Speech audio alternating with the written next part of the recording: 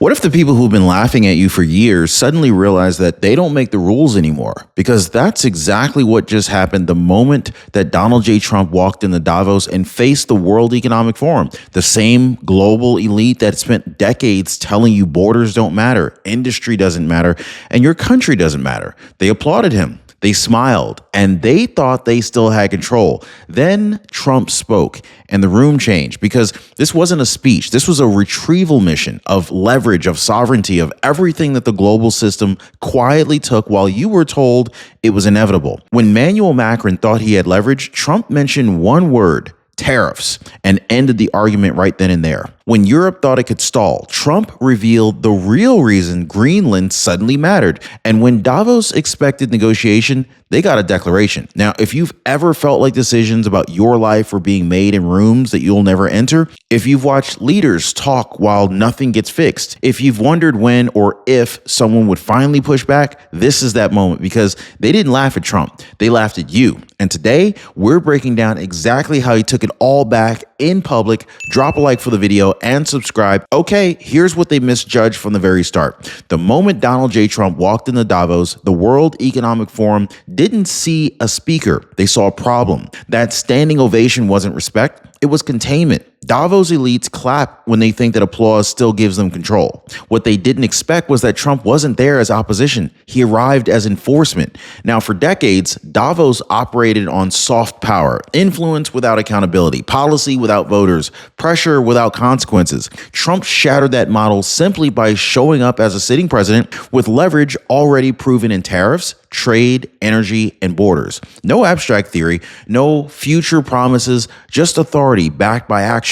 This is why the room went quiet, because performance was their language. Power was his. Now, the laughter wasn't confidence, it was habit. Davos culture rewards consensus theater, smiling defiance, symbolic resistance, applause for appearances. Now, for years, globalists believed sovereignty could be mocked into irrelevance because America would always hesitate. That assumption is what died in that room that day. Trump let them applaud first. He let the ritual play out. And then he reframed the room by reminding them of a truth that they hadn't faced in years. Symbolism doesn't move supply chains, it doesn't defend borders, and it doesn't protect economies. Power does. The laughter stopped the moment that they realized that the old restraints were gone. The assumption that the United States would negotiate itself downward, the belief that global approval still mattered more than national interest. Davos didn't fear Trump's tone. They feared his restraint was over. And that's when the smiles faded. Thousands of miles away, separated by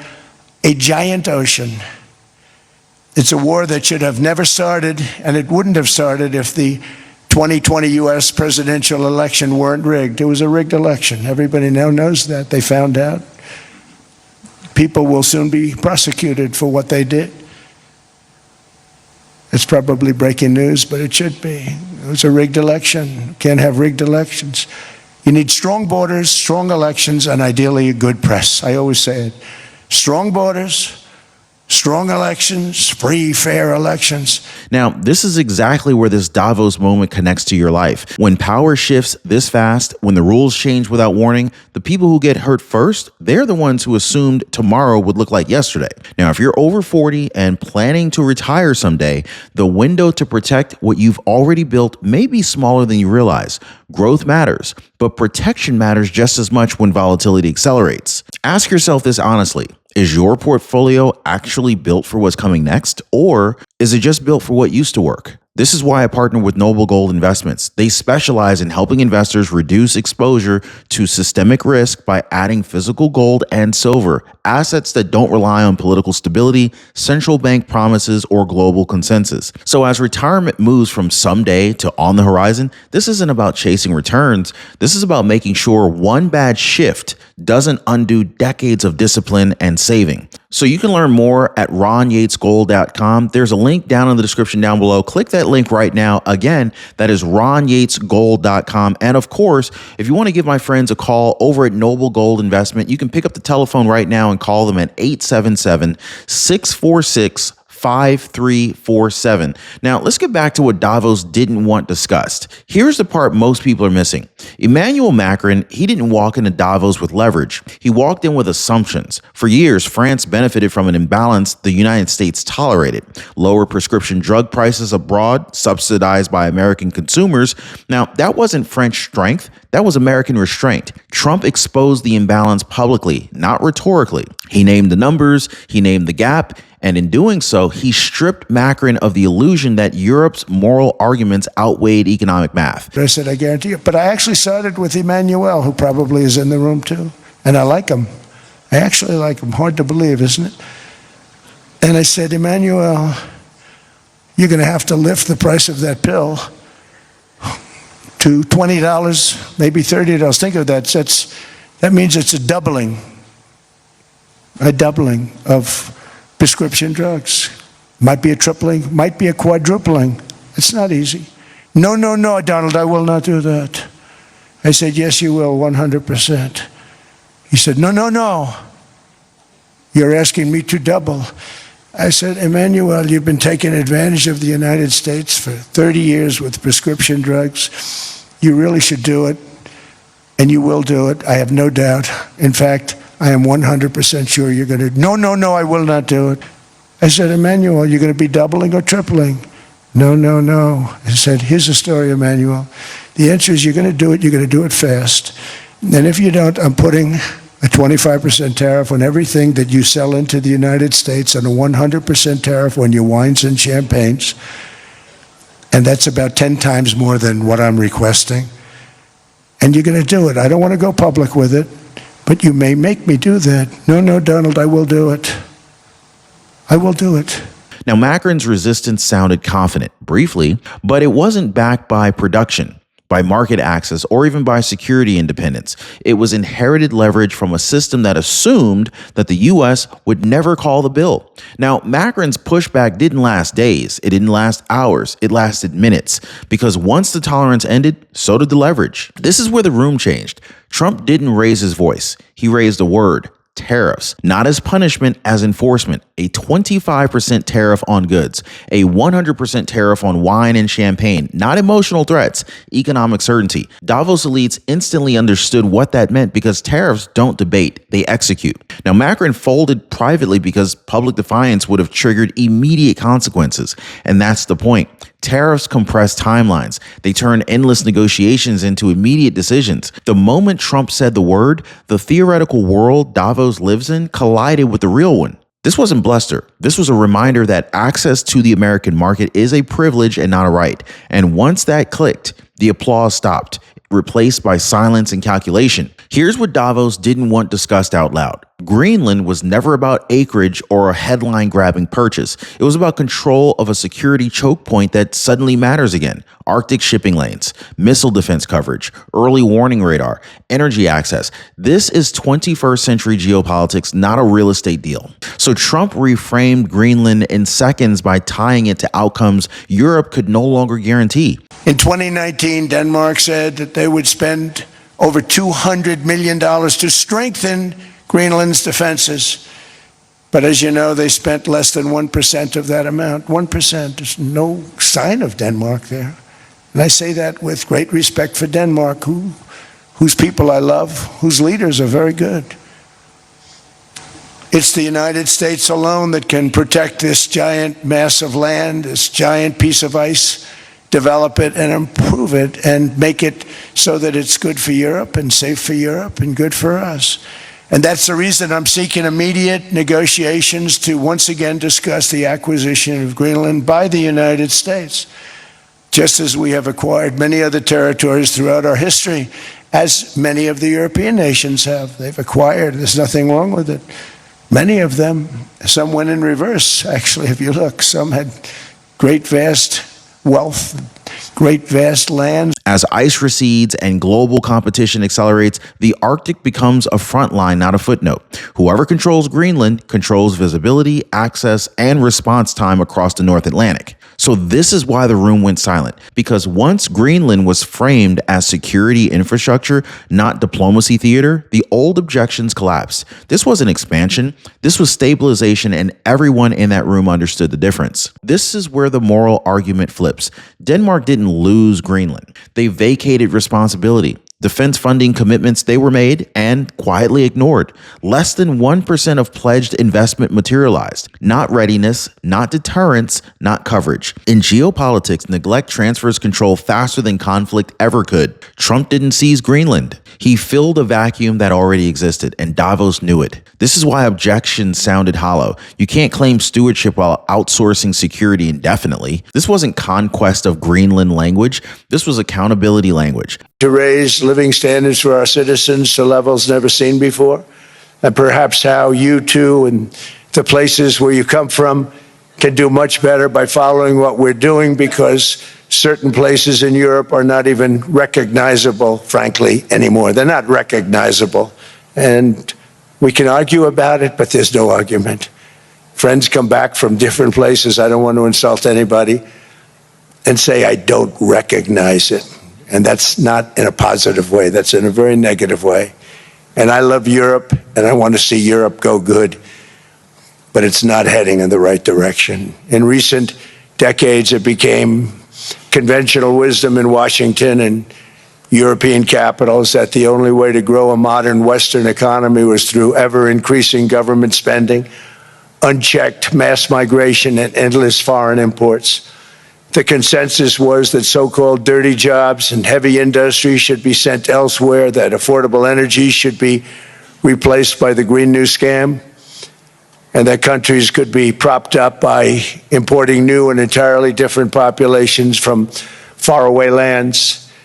This was the path that sleepy Joe Biden administration and many other Western governments very foolishly followed, turning their backs on everything that makes nations rich and powerful and strong. If Europe couldn't secure the region, someone else would. And only one country had the capacity to do it immediately. That's not aggression. That is reality catching up. This is where the elite fracture became visible. Before Donald J. Trump ever spoke, the World Economic Forum quietly invited Greenland as a separate entity, effectively bypassing Denmark altogether. This wasn't diplomacy. This was post-nation governance in action. Now, Denmark's reaction said everything: boycott, outrage, and panic. Davos was signaling that sovereignty is optional if elites decide you failed. Trump flipped the script instantly. By asserting U.S. authority first, he exposed what Davos was already doing behind closed doors, reallocating power without voters, without consent, and without accountability. Now, here's the tell. Davos didn't fear chaos.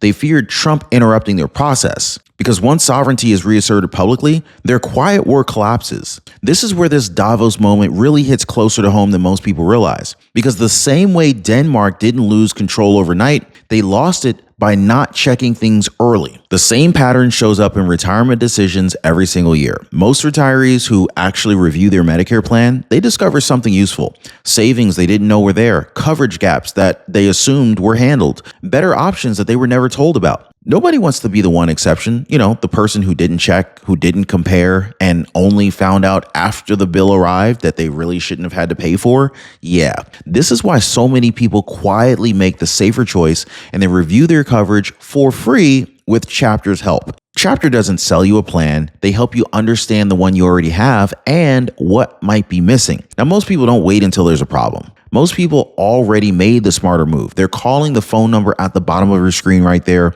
909-563-8279, or they're visiting askchapter.org/Ron. You can click that link in the description down below right now to get in contact with Chapter. And so let's get back to why Davos never saw this coming. This is why Davos insiders later called it a takeover. Trump didn't storm the World Economic Forum. He commandeered it. An unprecedented U.S. delegation arrived with him, cabinet officials, senior advisors, and American corporate leadership. Davos didn't host the United States. The United States became the room. That's the brilliance that most commentators missed.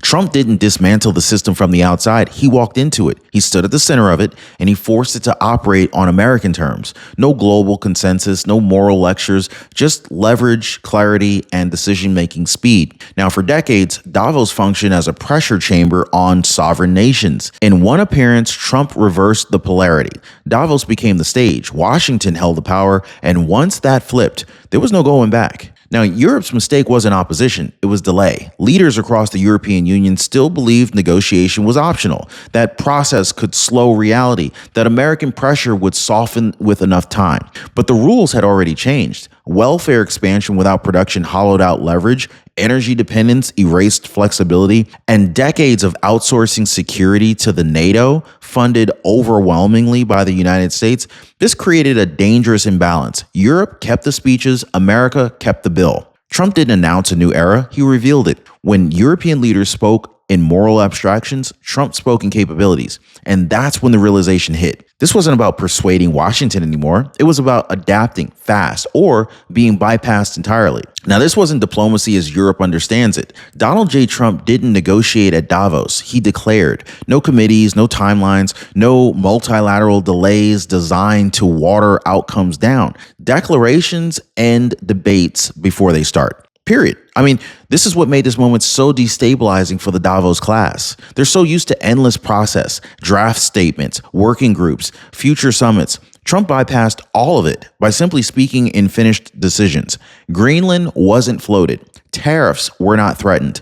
The framework was already set. This wasn't a deal. This was a reset. And so once declarations replaced negotiations, power shifts instantly. Davos could react. It couldn't respond because when someone declares terms backed by enforcement, discussion becomes compliance. That is the moment that the old order lost its grip. So this is the moment everything locked into place. After the applause faded, there was silence, not confusion, not debate, but recognition.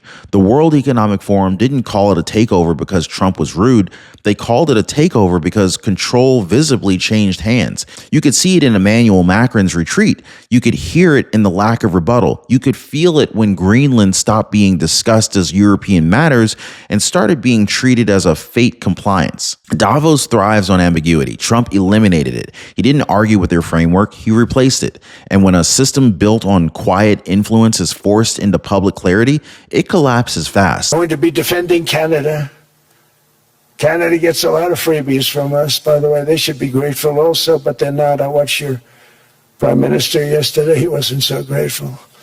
But they should be grateful to us. Canada lives because of the United States. Remember that, Mark, the next time you make your statements.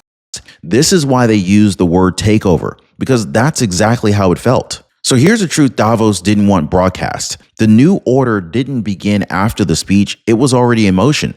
Donald J. Trump didn't announce a revolution. He confirmed one. Sovereignty over global governance, enforcement over theory, nation states over unelected panels. Now, for decades, power drifted upward into institutions no one voted for. In one appearance, that drift reversed. The United States didn't ask permission, it asserted responsibility. And once that happens, the old system didn't adapt. It expires. Davos isn't obsolete because Trump mocked it. It's obsolete because it can't operate in a world where decisions are made openly, quickly, and backed by consequences. They didn't lose a debate, they lost control. Drop a like, subscribe. We'll see you next time.